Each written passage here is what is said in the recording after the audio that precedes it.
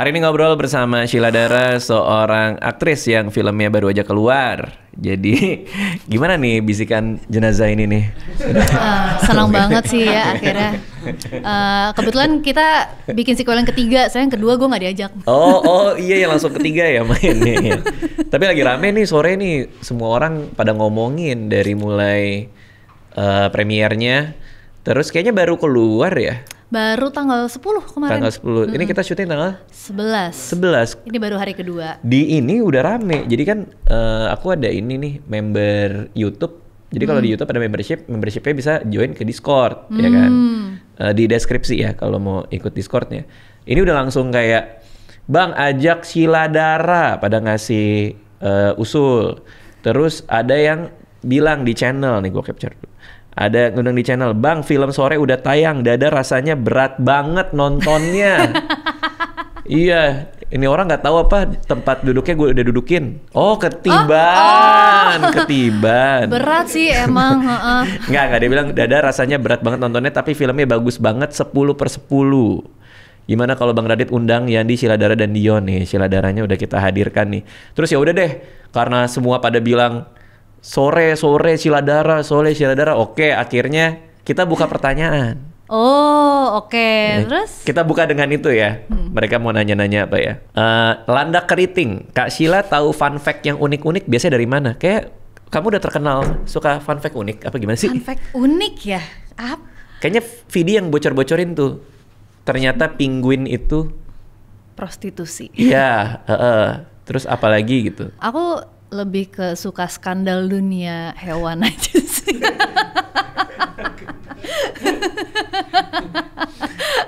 Tapi dulu pas aku kecil sih suka banget Discovery Channel. Terus melihat ini hewan, fakta-fakta unik hewan. Coba apa misalnya apa? Kita bertukar fakta unik coba. Meskipun mungkin udah tahu juga sih. Apa ya? Belalang sembah makan suaminya. Iya, jadi tiap kali dia habis bertelur, anaknya keluar.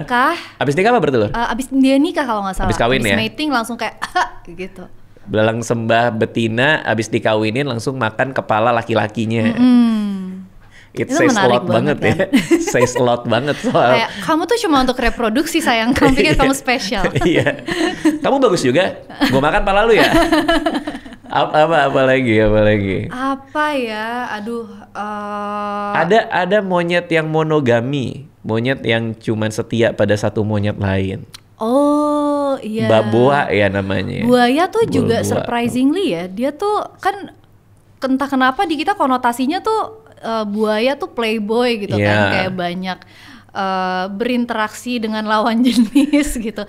Tapi sebenarnya buaya tuh juga termasuk salah satu hewan yang setia. Hewan paling favorit apa?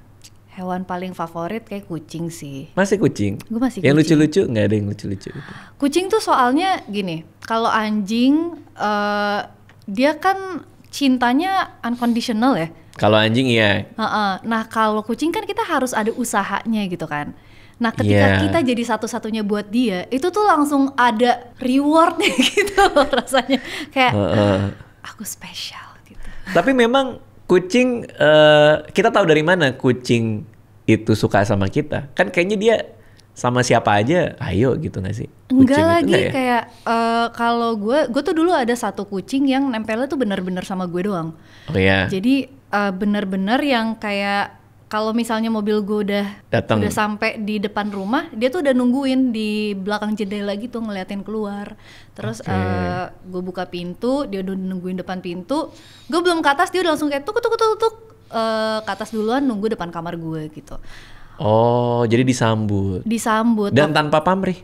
Nah, waktu tanpa pamrih sih, soalnya gue nggak ngasih dia makan, yang ngurusin nyokap gue. Oh, berarti emang udah bonding emang ya? Udah berarti bonding. Bisa ya sebenarnya. Dan sampai di titik waktu gue pindah rumah, karena kan saya menikah ya, dia tuh kayak hilang arah gitu. Si kucingnya sampai kabur dari rumah berhari-hari. Aduh lucu banget lagi. Tapi jadi sedih. Emang iya, tapi kenapa nggak dibawa bersama Vidi? Dia nggak suka kucing. Dia takut banget sama kucing. Dulu tuh pertama kali dia ke rumah disambut sama kucing, teriakannya sih lumayan legendaris ya di komplek aku. Dia jerit. Dia menjerit. Jadi dia lagi main ke rumah ada kucing dia teriak. Oh teriak apa tuh? Lebih ke kayak gitu sih. Nggak, kurang legendaris sih sebenarnya. Legendaris kalau tapi jerit banget soalnya gitu kan ya? Dia penyanyi ya, maksudnya dia punya built-in stereo gitu. Karena bersin aja dia merdu. Benar. Yang video dia gimana? Hacimnya dia? Hacu. Harus gitu ya. Oh jadi dia nggak suka kucing. Dia nggak suka kucing. Apa yang? Tapi sama kayak Anissa dulu, istri kan pas dia pertama kali main ke rumah, terus disambut kucing dia juga takut. Karena mungkin dia punya trauma dicakar kucing atau gimana nggak ngerti lah ya. Sampai akhirnya dia pakai WC, terus dia keluar. Jadi ada kucing kita dulu, Sphinx yang gak ada bulunya itu yang warna pink. Udah nungguin depan WC. Dia kaget. Kok kamu di depan WC nungguin aku? Dia GR-GR gitu. Ini kenapa nih kok nungguin depan WC? Terus di jalan diikutin. Kamu kok ngikutin aku gitu? Aku penting ya gitu. Terus duduk disamperin, udah jatuh cinta dia. Nah kan, gitu kucing tuh kayak gitu, kayak ketika dia memutuskan untuk mendekati kita jadi kayak ternyata aku sesuatu ya di hidup kamu gitu. Iya, tapi iya juga sih. Kalau anjing tuh memang apa aja ayo ya. Iya, Ayo. Jadi rasanya tuh nggak spesial kayak sama siapapun kayaknya dia mau gitu. Oke. Tapi ada spesies-spesies anjing yang setia sama satu tuan juga kan ada juga tuh. Benar, seperti si Hachiko itu. Iya, tapi itu juga sedih tuh. Itu sedih. Pernah mengalami momen sampai kucing udah meninggal nggak? Pernah. Ngelihat dia tua dan akhirnya meninggal gitu pernah? Pernah. Dulu tuh ada salah satu, sedih banget. Ada kucing gue tuh dia ada 2 sebenarnya kakak adik, namanya Miki sama Cimong. Lahirnya tuh tahun 2009. Si Mikinya tuh Cimong ya? Dua-duanya. Oh Miki kan barengan? Enggak, Miki tuh tengah tahun, Cimong tuh Desember. Oke. Jadi, nah lucu banget kalau yang Miki itu tuh dia beneran attach-nya tuh cuma sama gue. Sama orang lain tuh dia judes banget. Oke. Jadi judes tuh gimana judes, kayak sinis atau kayak kalau misalnya gue panggil kayak Miki, nanti dia akan nyamperin tuh ketuk gitu. Dia kayak tahu namanya gitu. Yang satu lagi? Yang kalau orang lain? Kalau sama orang lain kayak kalau dipanggil dia cuma kayak waduh. Lebih kayak sengak sih. Iya, bahkan kalau misalnya kayak dipegang aja tuh dia langsung kayak gitu. Gitu. Jadi bener-bener bondingnya tuh cuma sama gue. Okay. Jadi waktu dia akhirnya meninggal tuh painful sekali. Matinya kenapa? Meninggalnya tuh emang sakit. Emang tua aja kali ya? Miki tuh emang udah tua emang aja tua sih. Aja ya? 12 atau 13 tahun ya udah umur tua sih. Emang udah umurnya sih. Jadi itu kayaknya pertama kalinya punya punya momen ada satu entitas yang sudah bersama lama sekali terus tiba-tiba dia tidak ada lagi gitu. Itu pertama kali merasakan ditinggalkan. Iya, yang kita sayang gitu ya. Iya, bener sih. Itu selalu ada momen itu sih. Karena orang tua masih ada kan. Iya benar. Pada saat itu kan. Kita belum pernah ngalamin. Bener, sejujurnya gue belum pernah merasakan grief atau loss yang besar sekali gitu. Kucing tuh pengalaman pertama gitu. Jadi kayak oh iya sama. Jadi kayak waktu dia meninggal tuh rasanya aneh sekali karena sebenarnya kan ini hewan ya gitu. Iya. Bukan orang yang kita sering ajak maksudnya kayak bukan yang ngobrolnya bisa berinteraksi banget gitu, yang kayak kalau kita ngomong dia balas ngomong. Ya serem juga kalau kayak gitu kan. Iya, Doraemon dong. Iya, tapi tetap ternyata tuh kayak kosongnya tuh tetap kerasa gitu. Ada awal-awal waktu dapat kabar dia meninggal tuh kayak masih aneh. Kayak tapi belum sedih gitu sampai akhirnya tiba-tiba pengen lihat handphone, kalau di handphoneku tuh kebaca gitu kan mukanya dia. Kebaca mukanya dia maksudnya? Kayak jadi ada galeri khusus dia doang gitu. Secara otomatis. Yang ngingetin ya? 1 tahun lalu ini. Enggak, jadi beneran ada satu album. Kayak iya satu album gitu, kayak misalnya gue punya foto lo banyak kan langsung kebaca gitu mukanya.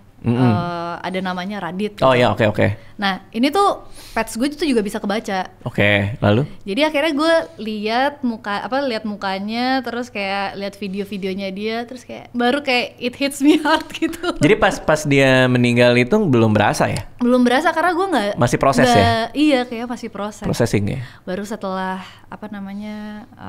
lihat-lihat videonya lagi, terus kayak lihat interaksi tiap dia dipanggil tuh kayak tuk gitu.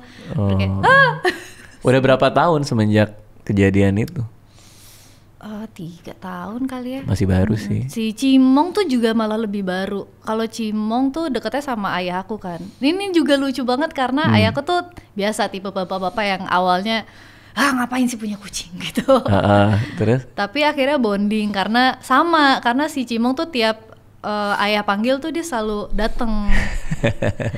Aduh lucu banget. Dan kalau Cimong tuh dia tumor kan. Oh, di bagian? Di bagian leher. Oke. Jadi udah berapa kali operasi gitu. Cuman anaknya tuh emang udah berapa kali operasi, tapi tiap operasi tuh kalau dijenguk sama ayahku tuh langsung kayak gitu lagi, kayak semangat hidupnya tuh tinggi kayaknya karena dengar suara ayahku juga gitu. Jadi tapi itu makin sedih lagi jadinya. Iya makanya kan? jadi begitu dia akhirnya meninggal, ayahku tuh sampai kayak di WhatsApp grup keluarga nih jarang banget bilang ih aneh banget kalau di rumah kayak Cimong masih ada gitu.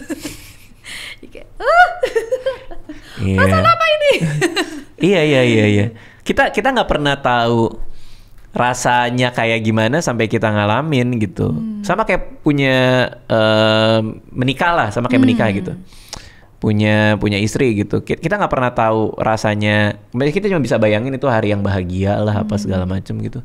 Tapi begitu ngejalanin pas nikah, pas resepsi kayak rasanya gini ya, akhirnya menemukan orang yang mudah-mudahan selamanya sama kita gitu. Maksudnya kita nggak pernah tahu itu gitu. Tapi kalau diterjemahkan ke bekerja sebagai aktris, gimana caranya nge-tap in emosi-emosi yang mungkin asing buat kita, tapi itu ada di skenario dan di bayangan sutradara tuh gimana jadi? Kita kan nggak punya bank emosi itu kan.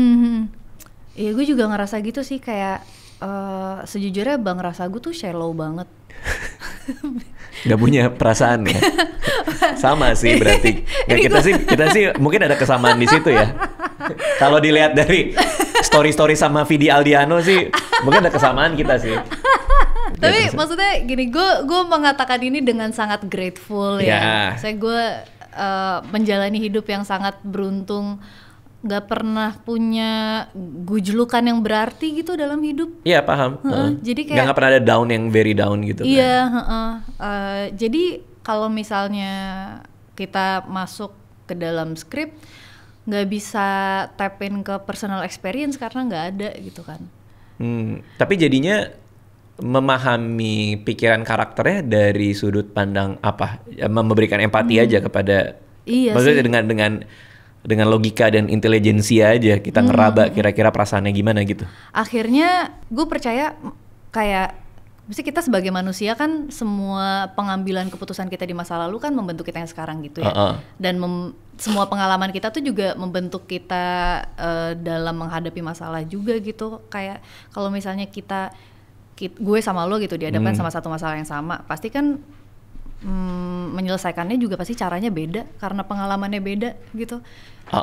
Jadi yang gue lakukan adalah gue berusaha memahami masa lalu karakter gue, berusaha membayangkan background dia yang gak ada di skrip tuh kayak gimana, hidupnya seperti apa, mungkin dulu sekolahnya seperti apa, lingkungannya, keluarganya seperti apa, teman-temannya kayak gimana, hidup seperti apa yang dia jalani sampai akhirnya ketika dia dihadapkan sama masalah yang ada di skrip dia mengambil keputusan itu gitu misalnya.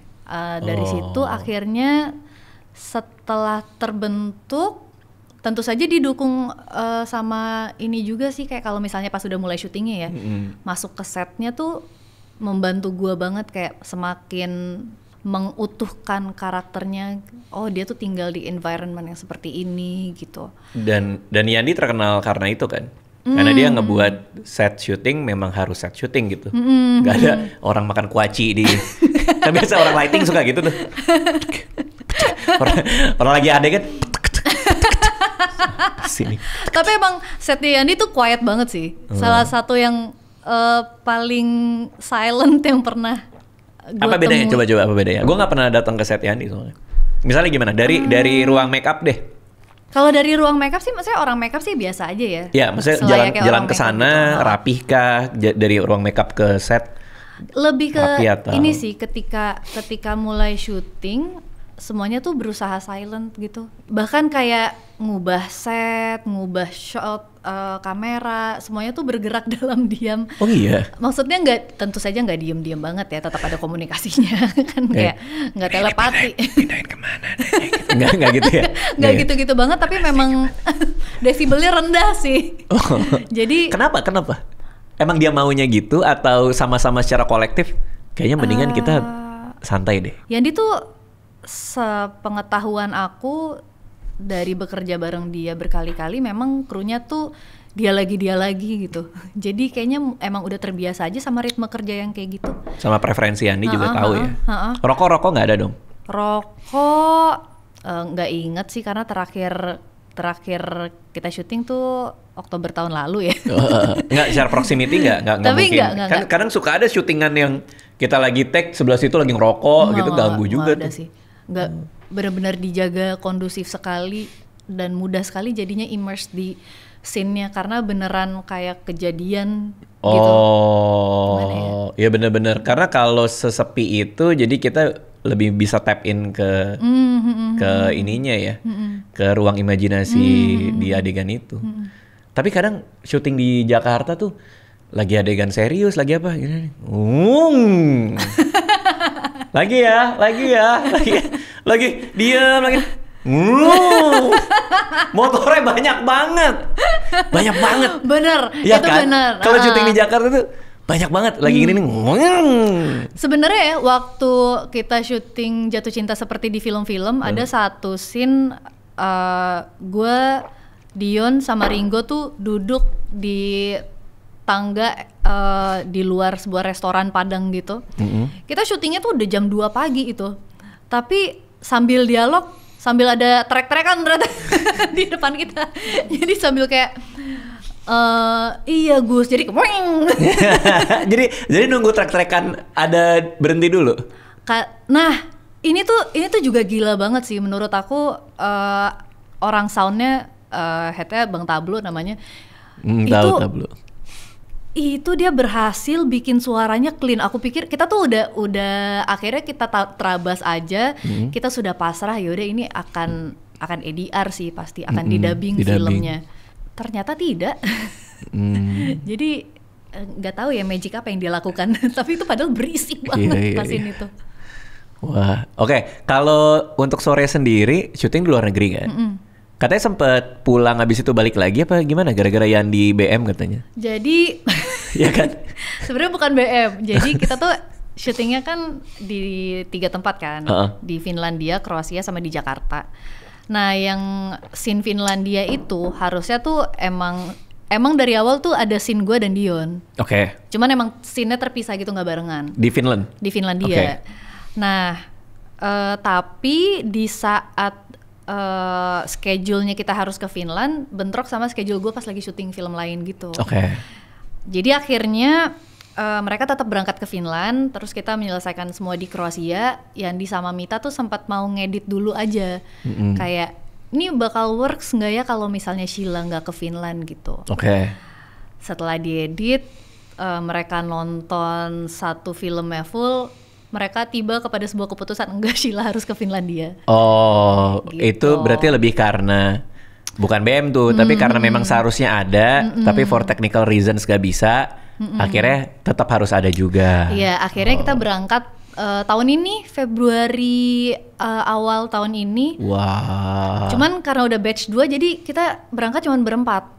cuman gue, Yandi, Mita sama Dimas DOP-nya. Oke. Jadi kita semua merangkap, gue makeup sendiri. Yang bener. Iya, wardrobe sendiri. DIY.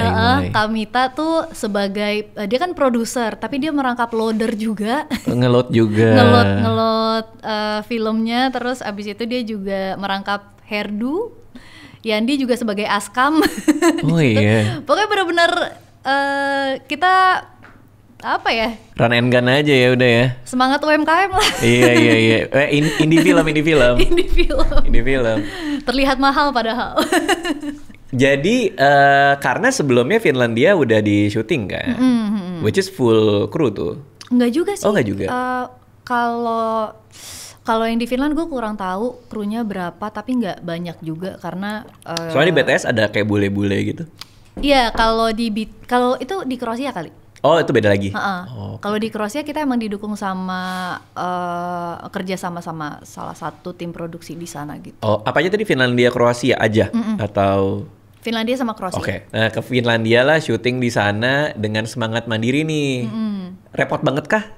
Apa ternyata santai aja dijalanin? Enggak sih, santai aja. Santai aja ya? Mungkin karena memang scene aku tuh nggak banyak sebenarnya di Finland. Oh berapa scene tuh? Berapa hari gitu? Syuting berapa hari? Syutingnya 2 hari. Oh 2 hari. Iya sih, ringan sih. Iya ringan. Rasanya kayak lagi syuting tugas kuliah. Tapi nggak kelihatan. Di trailer sih nggak kelihatan ya. Bahwa di syuting dengan sedikit sekali orang ya. Itu benar-benar apa ya, waktu di Finland sih rasanya benar-benar kayak lagi jalan-jalan bareng teman terus bikin vlog. Rasanya kayak gitu. Karena mau nggak mau harus eksterior ya, karena sayang juga udah kesana nggak ngambil. Emang scene-nya tuh banyak di luar karena kita mau ngambil kita naik kapal pemecah es gitu kan. Keren banget. Keren banget. Terus abis itu kita emang ngambil jalan-jalan di atas esnya itu, yang lautnya udah jadi es gitu. Wah itu kalau misalnya nggak syuting gue nggak tahu sih bakal bisa ngeliat pemandangan itu atau enggak. Bagus banget, semuanya putih gitu kayak. Iya. Karena waktu gue datang ke sana itu lagi badai salju. Bagus banget, semua putih. Lagi badai, pantas putih semua tuh. Itu definisi badai sih. Ketika tidak ada yang terlihat kecuali putih sih. Iya, bener, itu definisi badai sih itu sih. Kita jalannya agak terhuyung-huyung. Terhuyung-huyung. Oke, belum pernah ke Finland sebelumnya tapi kan? Belum. Ke Kroasia juga belum pernah. Tapi syuting luar negeri udah pernah berarti kan? Udah pernah. Waktu itu jalan yang jauh, jangan lupa pulang tuh di London. Oke, berarti ini benar-benar experience yang seru banget ya syuting sore ini ya? Seru sih. Iya, kan ada Kroasianya, ada Finlandianya. Cuman yang menarik adalah kemarin lihat si Yandi juga cerita di mana trailernya film sore itu dia tuh nggak plek-ketiplek ngomongin premis karena takut ngebongkar filmnya. Makanya trailernya dibuat sama dia setidak menceritakan mungkin. Which is di luar kebiasaan dia. Tapi betul, gue juga ngelihat trailernya juga kayak ini ceritanya apa gitu. Rasanya juga pasti banyak yang bertanya-tanya, ini apa ceritanya gitu.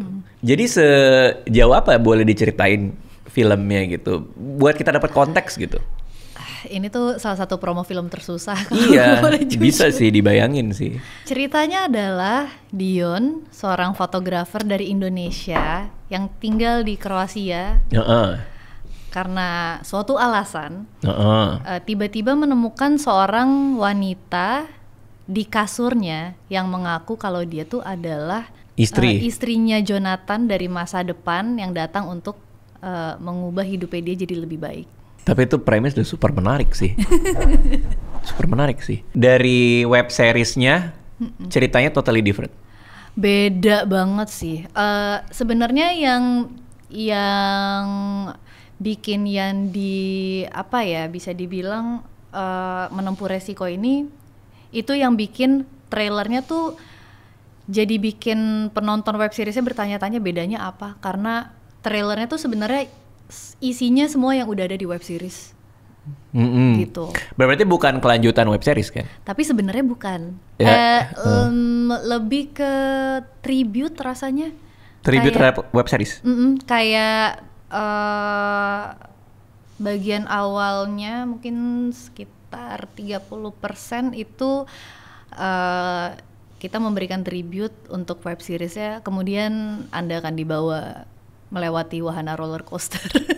Aduh, penasaran banget lagi. Karena semua orang tuh abis kelar nonton bilang harus nonton nih 10/10 nih. Gua sesek banget nonton. Ini film apa ya?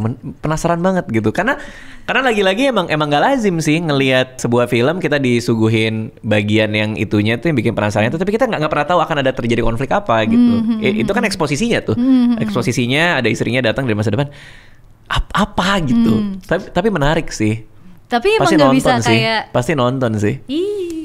Nanti malam deh. Tuh, bener ya? Ntar ada stand up fest tapi besok deh. Besok. Sebelum stand up fest. Seru. Terus apa tadi mau ngomong apa? Tapi memang. Tapi memang apa ya? Kita tuh benar-benar nggak mau membuka konflik utamanya apa yang harus dilalui sama Sore, karena rasanya tuh benar-benar gue aja kan gue baca skripnya ya, gue syuting gitu. Tapi pas nonton filmnya masih kayak gitu, ada perasaan itu gitu, dan itu yang kita nggak mau curi dari penonton yang nonton filmnya nanti gitu. Karena ngerti sih maksudnya sih, kayak Yani juga cerita DP-nya aja yang ikut syuting juga pas nonton filmnya jadinya kayak gini gitu kan, dia bilang kayak gitu kan. Asisten berarti kamu juga ngerasain hal yang sama? Iya, Aspro kita tuh dia yang nge-breakdown scene-nya, dia tahu scene-nya tuh tentang apa, ngapain aja gitu. Kemarin abis nonton dia kayak, kok gini ya filmnya gitu. Oke. Kita semua yang terlibat tuh nggak nyangka filmnya akan jadi seperti bisa ini. Gitu ya. Editornya juga gila sih, Mas Hendra. Editornya pas ngedit kayak, kok gini? Lah kan lo yang ngedit. Lah lo yang motong gimana sih? Gue yang ngedit. Kok gini ya? Gimana pas ngedit? Ada yang pegang. Sambil nggak sadar kan gimana? Wah, seru. Berarti apa yang bisa diceritakan soal film ini? Yang bisa diceritain bahwa gini deh paling gampang deh. Ketika filmnya selesai, penonton ngerasain apa? Menurut Sheila Dara sebagai yang main. Kayaknya ya, gue nggak bisa bilang semua akan merasakan hal yang sama. Jadi yang gue bisa ceritain tuh pengalaman gue aja sih. Waktu gue pertama kali nonton filmnya, diliatin sama Yandi, scene gue yang di Finland tuh belum ada karena gue belum berangkat kan. Yang gue rasain tuh setelah filmnya selesai, gue nangis, tapi gue nggak tahu kenapa. Oh iya. Kayak nggak tahu yang gue rasain tuh apa gitu, kayak ada rasa ada rasa seseknya gitu. Tapi ketika itu masih belum bisa mencerna kayak ini yang gue rasain tuh apa ya gitu. Menarik juga ya. Rasanya tuh nggak bisa dikasih nama, nggak bisa dikasih nama perasaannya. Ketika itu gue nggak bisa sih. Sekarang juga kalau gue pikir-pikir lagi, kenapa ya gue ngerasain itu nggak tahu juga gitu. Dan tapi lagi-lagi menariknya film itu kan ketika dia sudah tayang udah jadi milik publik ya. Jadi setiap orang tuh juga pasti pengalaman nontonnya beda-beda. Reaksinya setelah nonton juga pasti beda-beda tergantung pengalaman hidupnya juga yang mereka bawa gitu. Reaksi penonton yang udah sempat masuk kan 2 hari ini, apa yang bisa di-share? Tadi kan ada yang bilang dadanya kayak ditiban. Kayak sebenarnya ya gue lebih terharu. Tentu saja reaksi setelah nontonnya tuh bikin terharu juga. Kok bisa apa ya, kita sebagai aktor, sebagai filmmaker ngasih rasa, tapi kok rasa yang sampai di penontonnya tuh bisa beda-beda dan bisa lebih kaya lagi gitu. Kita nggak nyangka sampai segitunya. Tapi yang lebih bikin terharu juga tuh sebenarnya perjuangan nontonnya sih. Kenapa kok perjuangan? Karena kalau kita kan gimana ya, kan kita tinggal di kota besar ya, Jakarta. Kita mau nonton film, misalnya di let's say di Sensi nggak ada, tapi di PS ada, nyebrang aja. Betul. Gitu.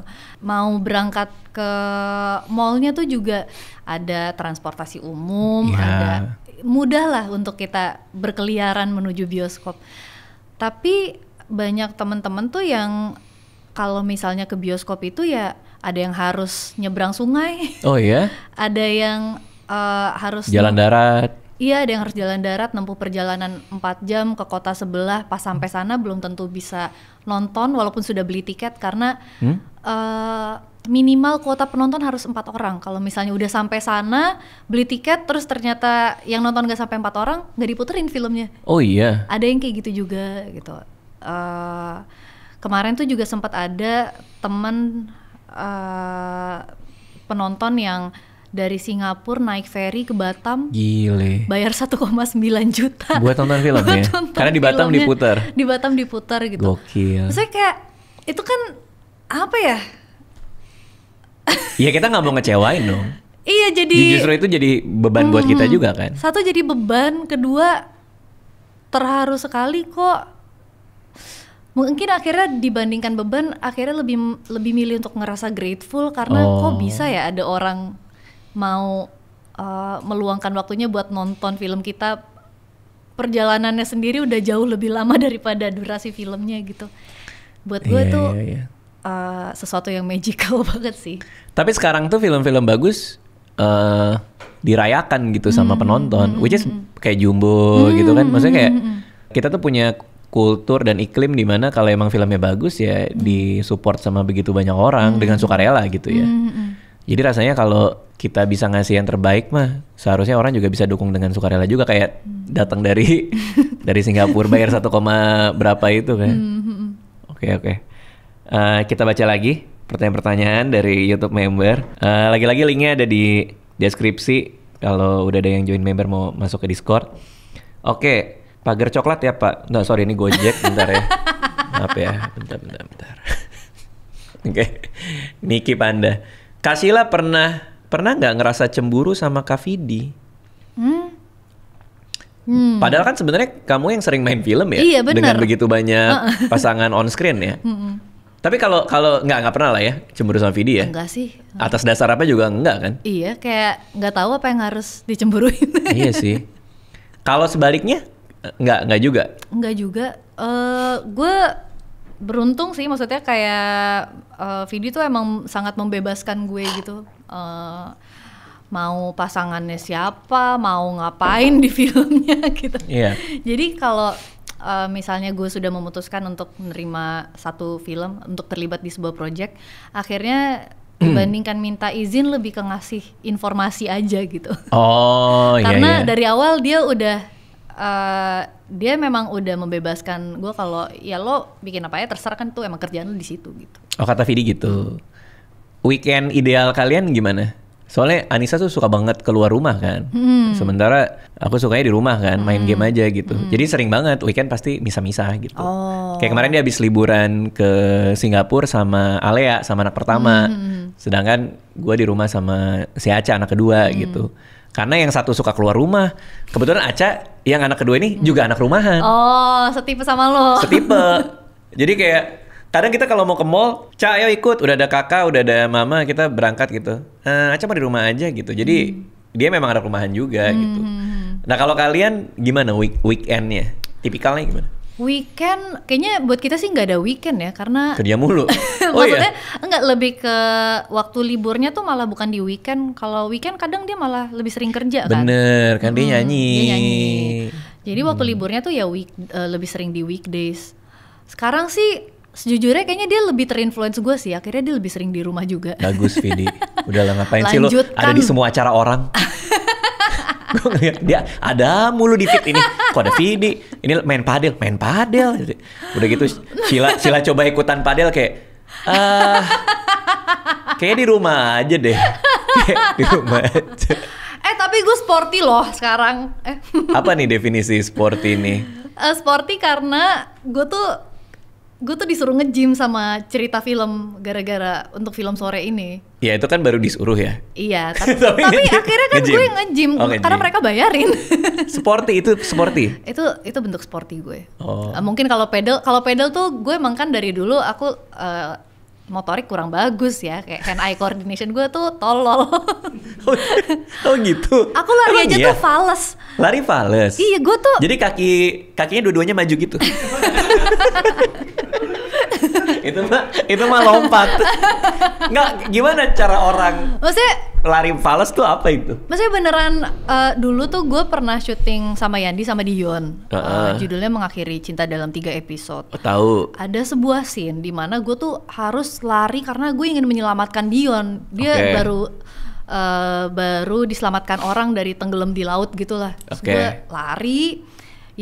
Gue udah bilang sama Yandi, aku tuh kalau lari fales Yandi gitu. Dia nggak percaya, dia kayak nggak mungkin lah manusia lari kayak apa sih, sejelek apa sih gitu. Akhirnya dia coba ambil dari berbagai macam angle, ada dari master, medium, close up, dari depan, dari belakang.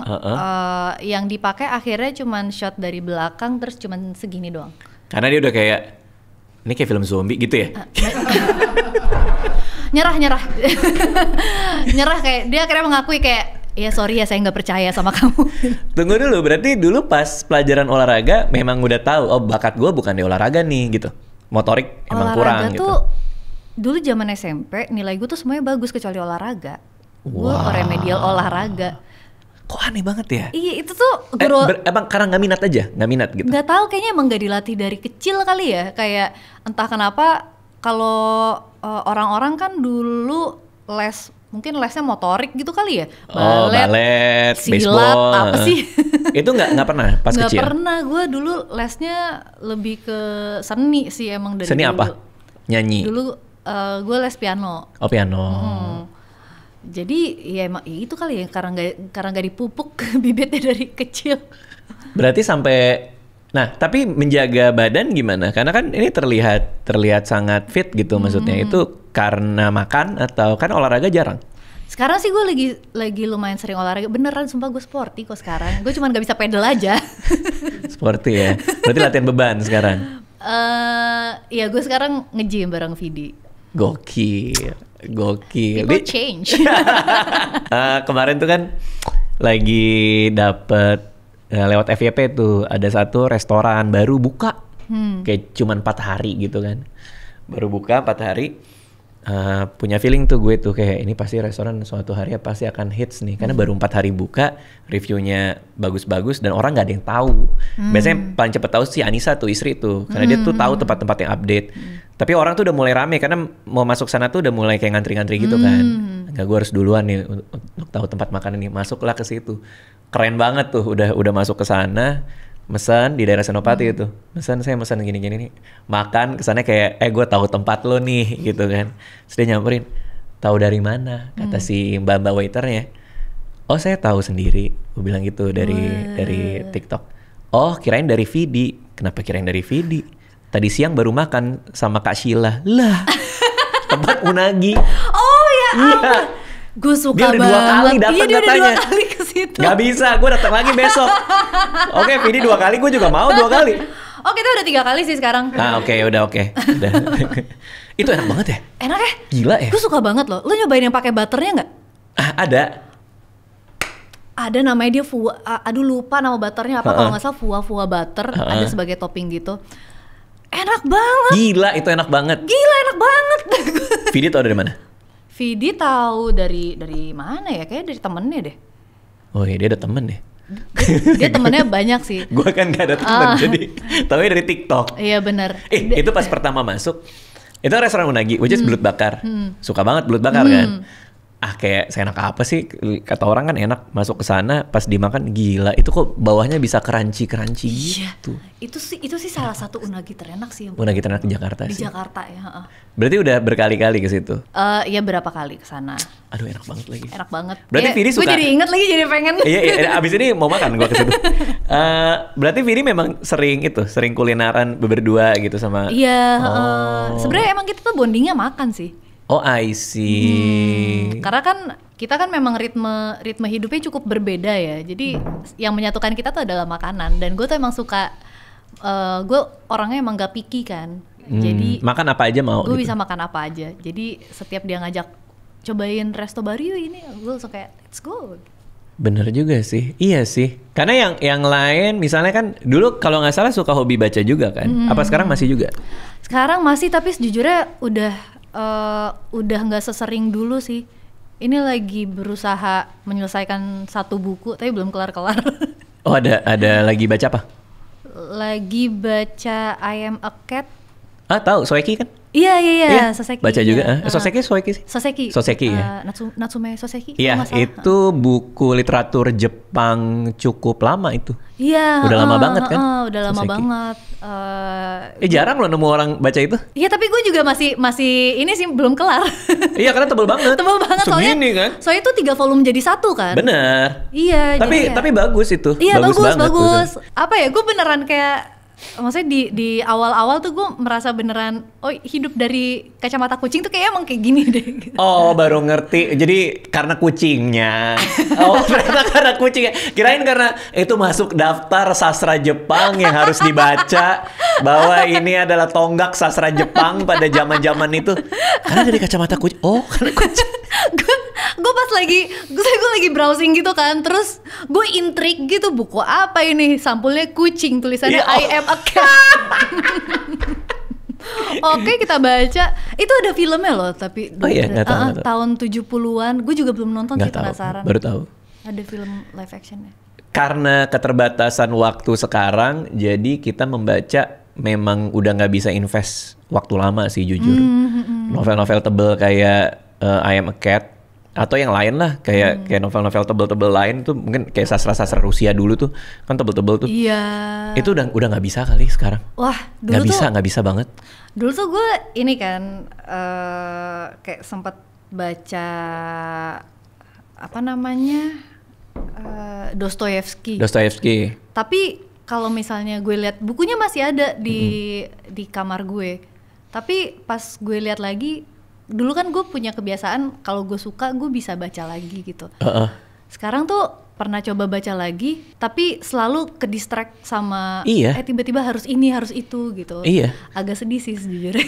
Tahu nggak, akhirnya gue menemukan kesenangan membaca dengan waktu yang sedikit. Dari mana? New York Times. Oh. Mereka punya kolom cerpen. What the hell, bagus banget. Itu bisa dibaca 15 menit, 10 menit, 15 menit.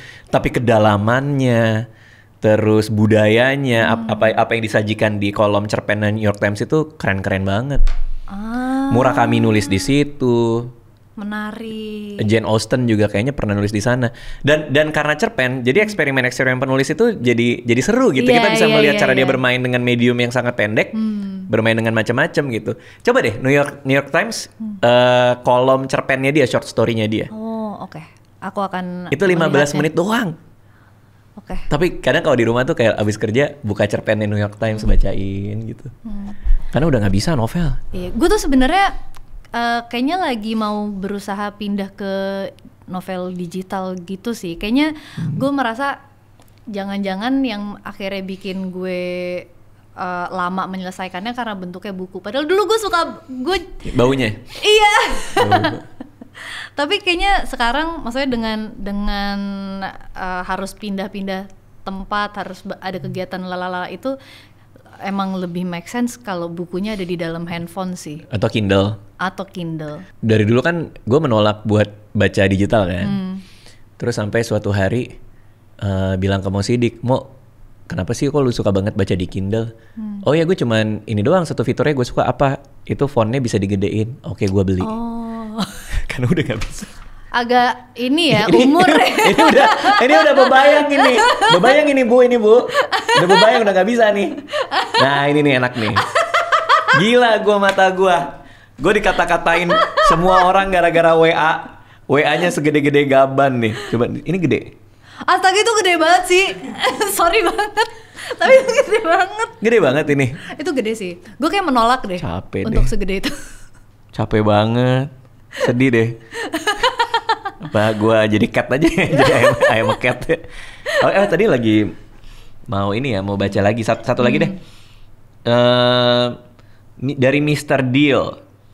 Kalau harus milih lebih seneng Vidi jadi penyanyi, podcaster atau pelawak? Lah Vidi kan emang pelawak, gimana sih? Susah banget. Tapi kan dia memang semua itu, kenapa aku harus pilih? Ternyata dia bisa kok melakukan segalanya. Oke. Dia kemarin tadi gue baru cerita kan. Kemarin mimpiin si Vidi, terus Vidi gue mimpiin lu nih. Terus dia bercanda-bercanda lah. Ngobrol-ngobrol, terus di ujungnya dia ngomong kayak gini nih. Pak, gue kemarin mimpiin lo. Udah bla bla bla bla bla bla. Terus dia kasih emot nangis-nangis ketawa gitu. Terus gue bilang lagi, gue mimpi ketemu di lobi hotel. Kita ngobrol gitu. Tapi lu kayak lagi nggak mau ngobrol gitu. Lu kayak nelen-nelen sesuatu gitu. Jir, hamil kali, dia bilang gitu. Mungkin mual kali maksudnya kan. Terus gue bercanda lah, kayaknya gitu deh, kembar 4. Gue bilang gitu, bercanda-bercanda aja, lucu-lucuan aja, kembar 4. Terus dia jawab, Mimi, Pipi, Lili, sama Uus ya. Terus gue bilang, pelawak. Gue kasih pelawak. Vidi pelawak. Lucu di DM. Vidi komedian. Vidi komedian. Tapi gue nggak ngerasa gue harus milih sih emang. Iya, karena dia semua itu ya. Iya. Tapi dia pernah menceritakan kegelisahannya dia atau ketidakpercayaan diri dia karena dia kayak gue harus komedi gitu, enggak? Pernah nggak kayak gitu? Sebenarnya dia akhirnya lebih nggak percaya dirinya tuh karena ini kalau gue ngeluarin lagu tuh orang masih take me seriously nggak gitu. Iya sih. Iya dia punya dilema identitas ya sekarang ya. Jadi krisis identitas gitu. Okay. Ini terakhir dari Han Sujin. Kalau kamu bukan Sheila Dara, kira-kira kamu bakalan ngefans nggak sama Sheila Dara? Apa ini? Kalau iya atau enggak kenapa? Kalau kamu bukan Sheila Dara, ngelihat ada orang kayak Sheila Dara, bakal ngefans nggak? Bakal mengagumi dia nggak? Nggak tahu ya apa yang harus dikagumi. Sebagai Sheila Dara sih aku bisa rekomen kayak nggak usah sih. Tapi ini tipe-tipe yang dengan ngomong kayak gitu orang kayak gila cool banget dia secure sama dirinya sendiri. Dia begitu percaya diri untuk bisa bilang jangan ngefans sama aku. Aku tidak butuh validasi. Keren banget dia. Jadi malah banyak ngefans. Ya, memang itu strategi gue. Iya. Udah gue pikirkan matang-matang ini. Iya. Oke, terakhir teman-teman kalau misalnya mau nonton film sore, filmnya udah tayang dari tanggal 10 Juli. Reviewnya jujur reviewnya emang bagus-bagus semua. Ini bahkan di Discord private gue yang gak semua orang bisa baca, pada rekomen juga. Jadi silakan ditonton filmnya. Good luck buat Sheila Dara. Ada project yang bisa di-share gak? Kenapa ketawa? Enggak apa-apa. Kenapa nih? Ada apa nih? Gak tahu kenapa ya. Ya oke. Kebanyakan belut kayaknya. Kebanyakan munagi. Ada project yang bisa di-share lagi buat kedepannya? Jujur nggak ada guys, aku tuh lagi jadi pengangguran. Baru kelar kan soalnya kan? Baru kelar. Memang aku terakhir syuting sore, jadi kayak sekarang sih nonton aja deh guys. Siapa tahu kalau misalnya sore sukses aku dapat kerjaan lagi ya kan? Gila, nggak butuh validasi kan? Keren banget. Oke, makasih semuanya ya.